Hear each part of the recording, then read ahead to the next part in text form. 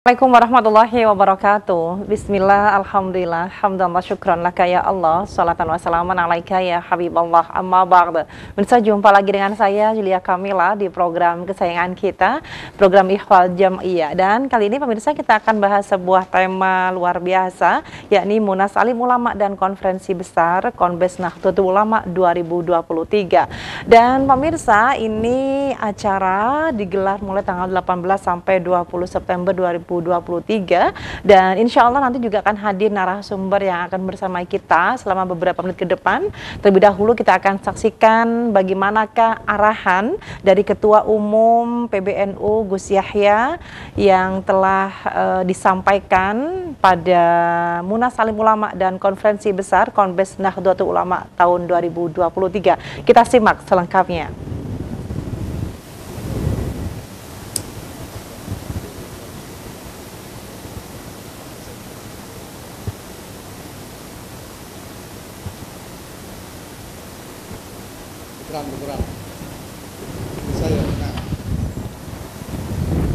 Ini real terus berapa menit, Mas?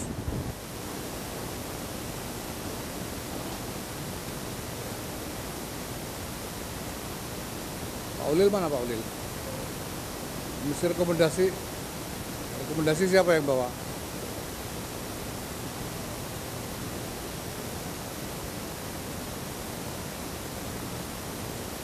Baik, kita mulai sambil menunggu Pak Ulil ya. Assalamualaikum warahmatullahi wabarakatuh. Teman-teman yang saya hormati, para jurnalis, alhamdulillah saat ini kami sudah menyelesaikan pembahasan di semua komisi-komisi yang ada di dalam Munas dan Konbes ini. Sebelumnya telah kami sampaikan bahwa ada 3 komisi untuk konferensi besar dan 3 komisi untuk musyawarah nasional alim ulama. Untuk konferensi besar, 3 komisi itu adalah komisi keorganisasian, komisi program, dan komisi rekomendasi. Untuk musyawarah nasional alim ulama, ada komisi Bahsul Masail Waqi'iyah, Bahsul Masail Maudu'iyah, dan Bahsul Masail Qanuniyah. Semua sudah berhasil diselesaikan dan bahkan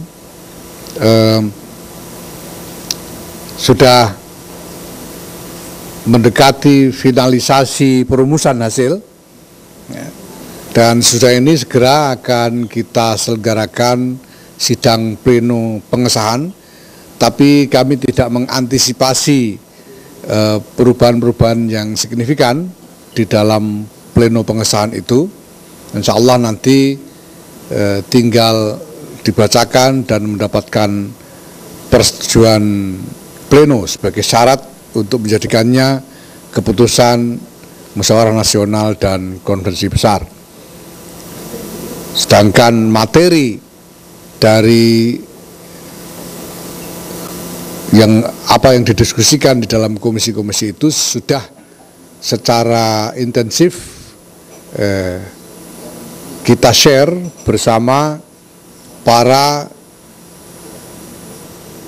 utusan-utusan dari jajaran pengurus wilayah Nahdlatul Ulama seluruh Indonesia dan dari pesantren-pesantren yang ada.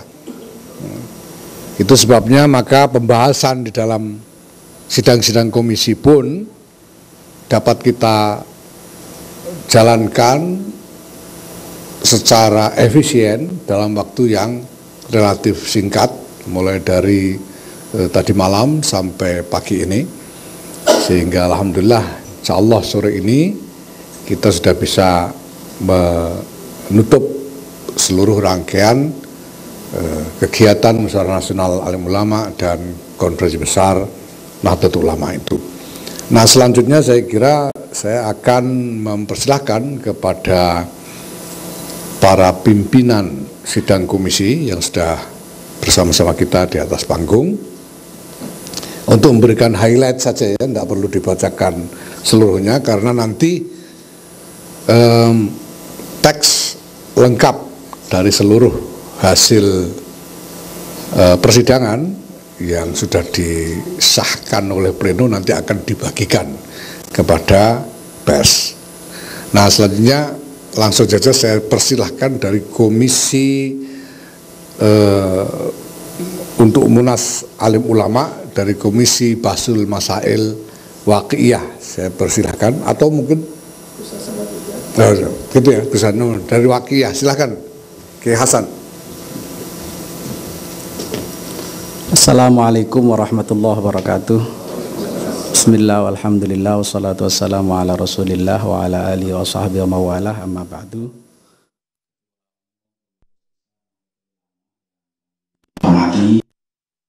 Baik, pemirsa, baru saja kita dengarkan dan saksikan bersama arahan dari Ketua Umum PBNU Gus Yahya dalam acara Munas Alim Ulama dan juga Konferensi Besar Konbes Nahdlatul Ulama tahun 2023. Dan saat ini kita akan segera menyapa, telah tersambung dengan Khatib Surya PBNU, ada Kiai Haji Abdul Ghaffar Rozin. Assalamualaikum, Kiai Rozin. Waalaikumsalam. Baik. Saya keluar ruangan dulu biar tidak. Siap. Jelas suaranya? Inje, sangat jelas, luar biasa. Apa kabar ini, Ya, Yai? Baik, alhamdulillah. Baik. Alhamdulillah baik, dengan saya Yuli di Studio TV 9, Yai. Bisa disampaikan bagaimanakah situasi terkini ataupun hasil apa yang telah dilaksanakan di Munas Alim Ulama dan juga Konferensi Besar Konbes NU 2023. Monggo. Saat ini itu sedang laporan dari sidang komisi yang terakhir, yaitu komisi rekomendasi. Masing-masing dari Munas itu ada 3 komisi yang melaporkan hasil rapatnya, kemudian Konbes juga demikian, dan ini adalah yang terakhir menjelang kita penutupan. Inge, baik. Tadi juga disinggung bahwa ada 3 komisi, diantaranya keorganisasian, kemudian ada program dan rekomendasi. Ini bisa disampaikan juga ini ya, Pripun? Saya tidak berwenang untuk menyampaikan hasil komisi yang lain ya, selain apa yang menjadi tanggung jawab saya, baik. Yaitu di Komisi Konuniyah. Oh, Konuniyah, baik, siap. Ya, komisi yang membahas soal regulasi dan perundangan yang dikeluarkan oleh negara. Baik. Seperti apa penjelasannya, Yai? Ya, jadi Komisi Konuniyah itu ada 3 hal yang kita bahas pada Munas kali ini, yaitu yang pertama adalah soal apa tanggapan atau sikap PBNU terhadap rancangan undang-undang perampasan aset serta rancangan perampasan aset atas hasil tindak pidana. Ini adalah RUU yang dulu pernah disinggung Pak Mahfud ketika berdialog dengan DPR. Kalau Ibu masih ingat, RUU ini sudah lama ditunggu oleh masyarakat dan masyarakat kita, karena saya kira ini akan menjadi bisa payung hukum atas pengembalian atau pengejaran aset-aset hasil tindak pidana, tidak hanya tidak pidana korupsi tetapi juga tindak pidana yang lain. Sehingga ini bisa menjadi terobosan yang cukup signifikan untuk mengembalikan kekayaan negara. Baik. Kemudian yang kedua, ya Rozin, bisa disampaikan juga? Yang kedua adalah soal 5 hari sekolah. Di beberapa daerah sekarang ini muncul kebijakan 5 hari sekolah yang ditafsirkan dari 5 hari kerja. Tahun 2023 kemarin ada peraturan presiden nomor berapa itu ya, saya lupa, yang mengatur soal hari dan jam kerja bagi aparatur sipil negara. Tapi kemudian di beberapa daerah ini diterjemahkan menjadi 5 hari sekolah. Ini yang saya kira kurang tepat, karena 5 hari sekolah itu berbeda dengan 5 hari kerja. Walaupun mungkin untuk gurunya itu 5 hari kerja, tetapi tentu bagi muridnya tidak. Saya kira secara sosiologis NU mempunyai peran yang sangat besar kita itu NU itu besarnya menurut survei terakhir ya 59% dari umat Muslim di Indonesia. Baik. Dan kita mempunyai sumbangan yang sangat besar atas pendidikan diniyah yang kebanyakan dilaksanakan sore. Dan kalau sekolah 5 hari ini dilaksanakan dan itu full day, ya maka akan mengancam eksistensi sekolah-sekolah atau madrasah-madrasah sore hari itu, termasuk TPQ-TPQ yang sangat penting ya untuk pembangunan karakter bangsa. Betul, baik. Ini menghasilkan berapa Yai? Untuk apakah 2 atau 3 dari Komisi Kauniyahnya? 3. Yang terakhir adalah pelaksanaan Undang-Undang Pesantren ya. Kami mengusulkan agar PBNU atau Munas ini mengusulkan kepada pemerintah agar membentuk struktur baru atau memperkuat struktur yang ada di Kementerian Agama yang dulu pesantren itu diurus oleh kelas atau selevel direktorat maksud saya, yaitu eselon 2 ditingkatkan menjadi direktorat jenderal yaitu eselon 1. Baik, ini apakah hasil rekomendasi sudah dibahas atau baru usulan atau pripun Yai? Sudah dibahas oleh komisi masing-masing dan sudah disampaikan di pleno dan insya Allah akan menjadi keputusan Munas. Baik, subhanallah. Izin Yai, perbedaan Munas dengan Konbes? Munas itu sebetulnya kepanjangannya adalah Musyawarah Nasional Alim Ulama. Alim Ulama. Ya, Alim Ulama. Jadi untuk Munas itu lebih kepada forumnya para suriah begitu untuk membahas beberapa persoalan-persoalan baik itu yang berkaitan dengan wakiyah, beberapa hal yang sangat penting dan berkaitan dengan urusan-urusan regulasi negara di level suriah. Nah, Konbes itu di level Tanfidiyahnya membahas soal aturan organisasi, program-program yang ada di Tanfidiyah. Begitu kira-kira secara garis besar. Baik. Ini berarti sudah berjalan mulai tanggal 18 sampai... Ya, betul.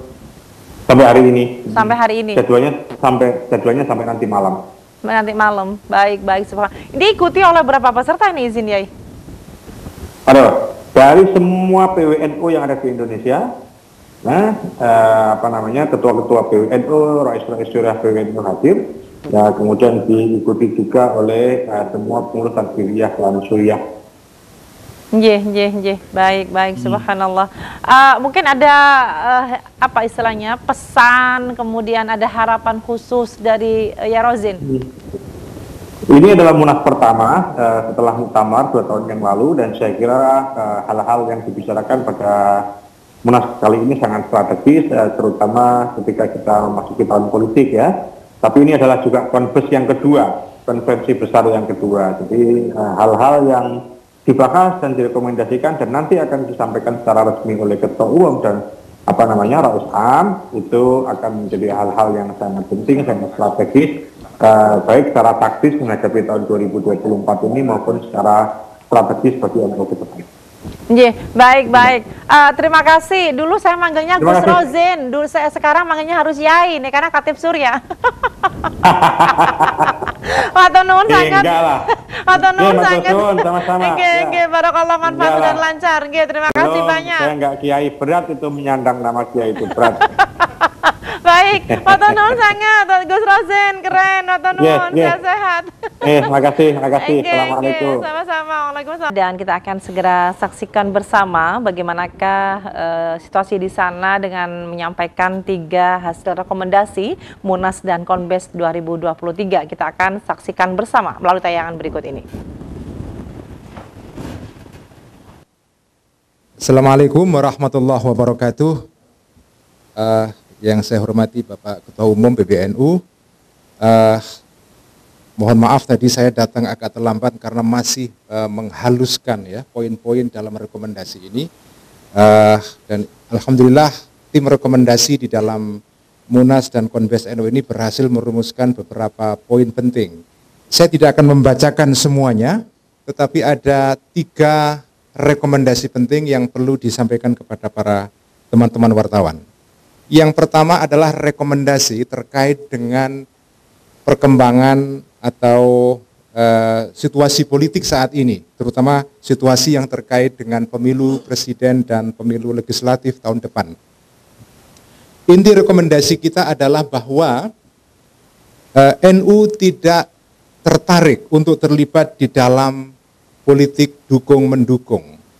Bukan politik untuk mendukung satu nama atau satu partai. NU berpolitik berdasarkan nilai. Bagi NU yang penting adalah bukan siapa dan partai apa yang didukung, tetapi nilai apa yang hendak diperjuangkan. Politik adalah harus didasarkan kepada nilai-nilai kemaslahatan, keadilan, dan kesejahteraan. Itu adalah rekomendasi kita terkait dengan politik elektoral atau politik pemilu mendatang. Kemudian di dalam rekomendasi ini juga diputuskan beberapa pedoman berpolitik bagi warga NU. Kita merujuk kepada keputusan Muktamar NU pada tahun 1989 di Krapyak, di mana di dalam muktamar itu dirumuskan 9 pedoman berpolitik bagi warga NU. Secara ringkas saya akan bacakan. Pedoman itu adalah: pertama, politik bagi NU adalah bentuk keterlibatan warga negara dalam kehidupan berbangsa dan bernegara. Kedua, berpolitik haruslah didasarkan kepada wawasan kebangsaan untuk menjaga keutuhan bangsa. Ketiga, berpolitik adalah wujud dari pengembangan kemerdekaan yang hakiki untuk mendidik kedewasaan warga guna mencapai kemaslahatan bersama. Keempat, berpolitik harus diselenggarakan dengan akhlakul karimah sesuai dengan ajaran Ahlussunnah wal Jamaah. Kelima, berpolitik harus diselenggarakan dengan kejujuran, didasari moralitas agama, konstitusional, adil, sesuai dengan norma-norma dan peraturan yang disepakati. Keenam, berpolitik dilakukan untuk memperkokoh konsensus-konsensus nasional, bukan malah menghancurkannya. Ketujuh, berpolitik dengan alasan apapun tidak boleh dilakukan dengan mengorbankan kepentingan bersama dan memecah belah bangsa. Kedelapan, nah ini yang saya kira penting dan relevan saat ini, perbedaan aspirasi politik di kalangan warga Nahdliyin haruslah tetap berjalan dalam suasana persaudaraan, tawadhu, dan saling menghargai satu sama lain. Terakhir, kesembilan, politik harus mendorong tumbuhnya masyarakat yang mandiri sebagai mitra pemerintah, begitu rupa sehingga penyelenggaraan negara tidak boleh bersifat state heavy, melulu dikuasai pemerintah dengan mengabaikan aspirasi masyarakat, melainkan bersifat dua arah dan timbal balik. Ini adalah rekomendasi terkait dengan situasi politik saat ini, terkait dengan politik pemilu. Rekomendasi kedua terkait dengan masalah-masalah yang berkembang di negeri ini, terutama masalah Rempang di Pulau Batam. Kita sudah mengemukakan sikap ini atau pernyataan mengenai isu ini di dalam konferensi pers kita beberapa waktu yang lalu, tapi saya ingin mengulang beberapa poin penting.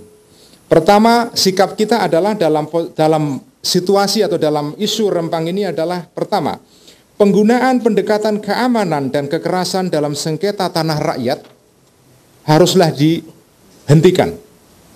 Kedua, pertumbuhan ekonomi dan peningkatan investasi tidak boleh dicapai, karena kita sebagai negara butuh investasi, tidak boleh dicapai dengan melanggar hak-hak rakyat kecil. Pada akhirnya pembangunan adalah sarana saja, yang menjadi tujuan adalah manusia itu sendiri. Karena itu kemaslahatan manusia haruslah menjadi pertimbangan pokok. Ketiga, mendorong kepada semua pihak untuk cooling down, baik pihak pemerintah maupun masyarakat. Sementara itu pemerintah haruslah mendengar aspirasi rakyat dengan sebaik-baiknya sehingga kepentingan investasi dan pada akhirnya tidak mengorbankan hak rakyat kecil. Terakhir, ini adalah himbauan kita, mengajak rakyat di Rempang untuk bersabar dan terus berdoa kepada Allah Subhanahu wa taala agar bisa dicapai solusi terbaik dan membawa kemaslahatan bagi semua pihak, terutama pihak masyarakat. Kemudian yang berikutnya adalah rekomendasi terkait dengan pengelolaan sumber daya alam di Indonesia. Secara ringkas, rekomendasi kita adalah bahwa ada masalah yang serius di dalam pengelolaan sumber daya alam kita. Pengelolaan sumber daya alam kita dikelola, dilaksanakan dengan cara yang mengabaikan aspirasi-aspirasi publik dan masyarakat. Karena itu PBNU mendorong agar pemerintah dan pihak-pihak yang lain berusaha mencapai konsensus nasional di dalam pengelolaan sumber daya alam. Konsensus ini harus melibatkan semua pihak di dalam menentukan arah kebijakan yang adil dan bermaslahat bagi semua pihak. Tidak boleh pengelolaan sumber daya alam hanya didikte oleh satu kelompok saja, terutama kelompok yang menjadi penguasa modal. Terakhir adalah rekomendasi terkait dengan masalah global. Rekomendasi ini adalah terkait dengan adanya konflik, polarisasi, dan kebencian yang makin menguat di seluruh kawasan di dunia. Adanya populisme, politik populisme yang berkembang di banyak negara, dan itu semua adalah perkembangan dan kecenderungan yang memprihatinkan. Karena itu PBNU dalam hal ini mengusulkan dua hal. Pertama adalah agama harus berperan aktif menjadi solusi bagi problem-problem global. Tetapi agar agama bisa menjadi solusi bagi problem global ini, agama harus melakukan kritik diri. Karena ada pemahaman-pemahaman keagamaan yang menimbulkan konflik benturan identitas antara satu kelompok dengan kelompok yang lain. Sebelum agama menjadi sumber solusi bagi masalah dunia, agama harus melakukan pemahaman ulang terhadap ajaran-ajarannya, pemahaman-pemahamannya, tafsir-tafsirnya, begitu rupa sehingga pemahaman ini sesuai dengan kondisi sekarang. Dengan begitu agama akan memperoleh kepercayaan publik untuk menjadi sumber solusi bagi masalah global. Sekian, terima kasih. Wassalamualaikum warahmatullahi wabarakatuh.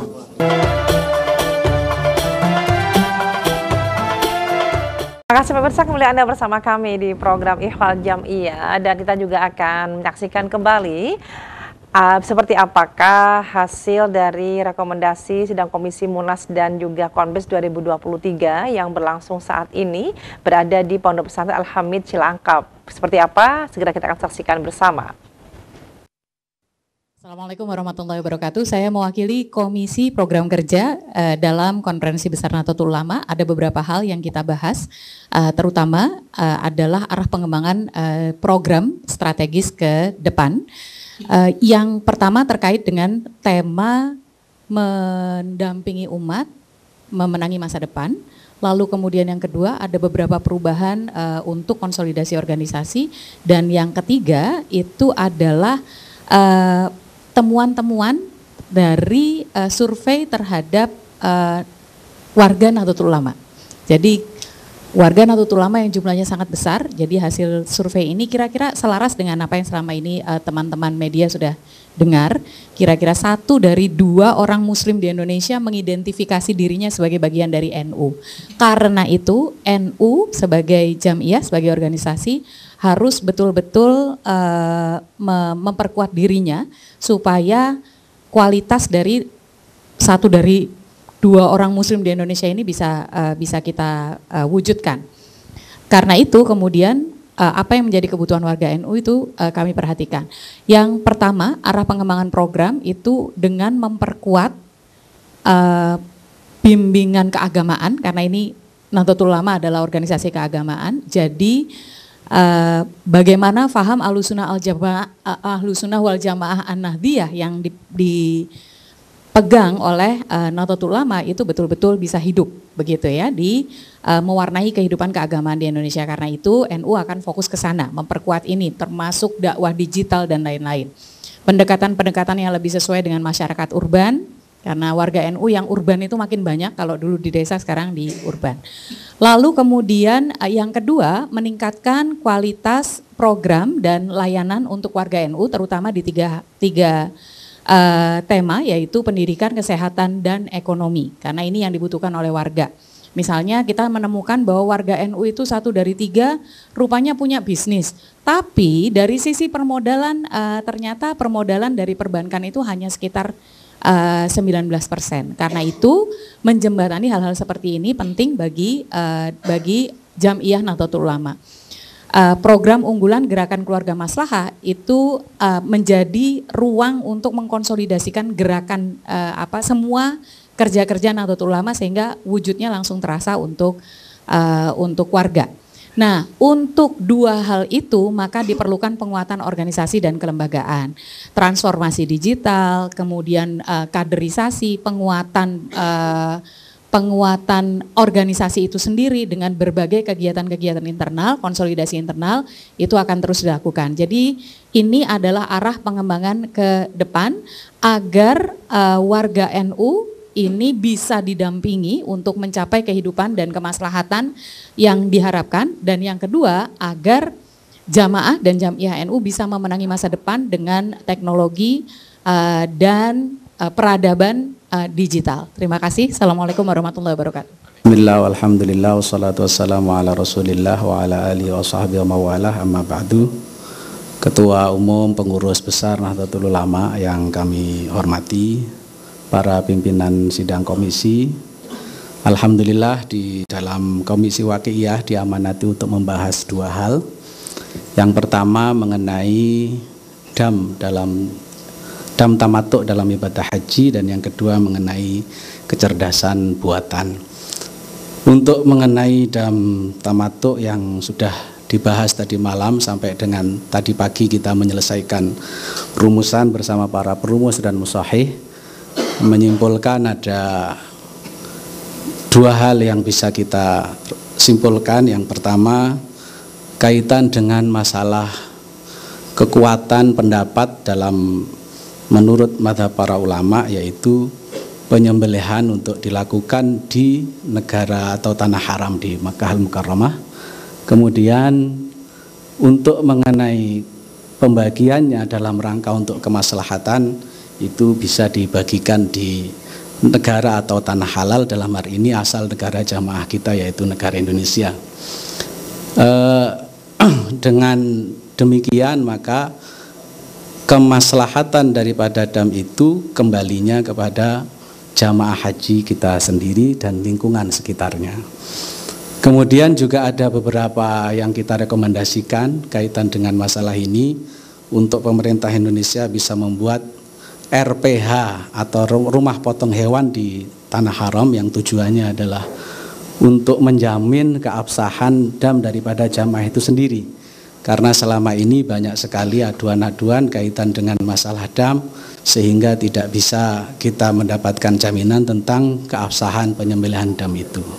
Mudah-mudahan ini nanti bisa menjadi bagian yang kita berikan daripada Munas ini kepada bangsa dan negara pada umumnya dan umat Islam pada khususnya. Yang kedua kaitan dengan kecerdasan buatan, kita ada dua yang dibahas mengenai bolehnya bertanya kepada AI yang dalam hal ini untuk dijadikan sebagai pedoman atau dipedomani. Tadi malam disimpulkan dilarang atau diharamkan atau tidak boleh karena di dalamnya ada beberapa hal. Di antaranya bahwa AI ini adalah walaupun dia mempunyai kecerdasan yang mungkin bisa melampaui kecerdasannya manusia, akan tetapi dia ini belum bisa dijadikan sebagai objek untuk memohon fatwa karena masih unsur kebenarannya belum bisa dijamin. Kemudian masih ada halusinasi, ketergantungan kepada informasi-informasi yang diterima oleh AI tersebut. Dan untuk sementara ini masih banyak diproduksi oleh perusahaan-perusahaan digital yang berbasis non-muslim.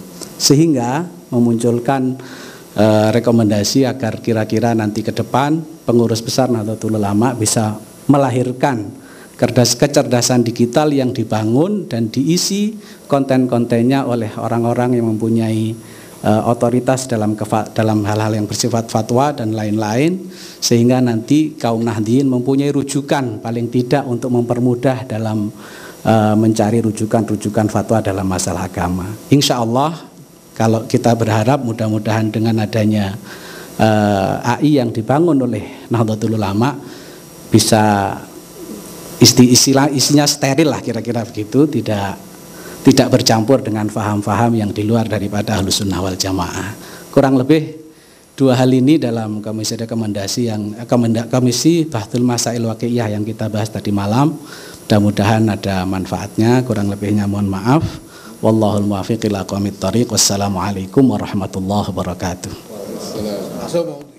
Baik, terima kasih pemirsa. Baru saja kita saksikan bersama, kita simak bersama bagaimana penyampaian dari hasil rekomendasi dalam sidang komisi Munas dan Konbes 2023. Dan dengan berakhirnya penyampaian program tadi, dengan penyampaian informasi tadi, maka usai sudah kebersamaan kita di program Ikhwal Jam'iyah. Mudah-mudahan semuanya dalam keadaan sehat, memberikan keberkahan masing-masing. Amin ya Allah, amin. Dan pemirsa, acara Ikhwal Jam'iyah dan juga yang saat ini berlangsung adalah Munas dan Konbes NU 2023 adalah hasil kerjasama TV9 dan juga NU Online pemirsa. Terima kasih atas kebersamaannya. Saya Yulia Kamila segera pamit dan wallahul muwaffiq ila aqwamit thoriq. Wassalamualaikum warahmatullahi wabarakatuh.